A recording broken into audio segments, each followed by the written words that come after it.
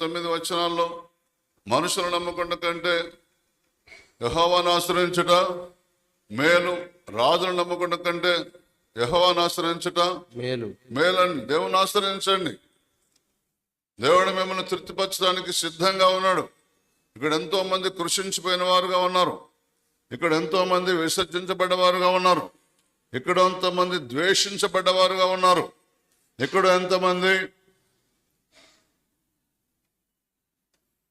దుఃఖపడేవారుగా ఉన్నారు.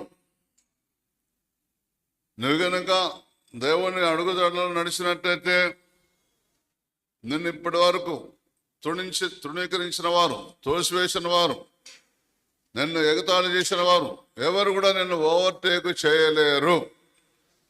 నన్ను ఇంత మటుకు నా ద్వారా కొన్ని 100 మంది సేవకులు తయారయ్యారు.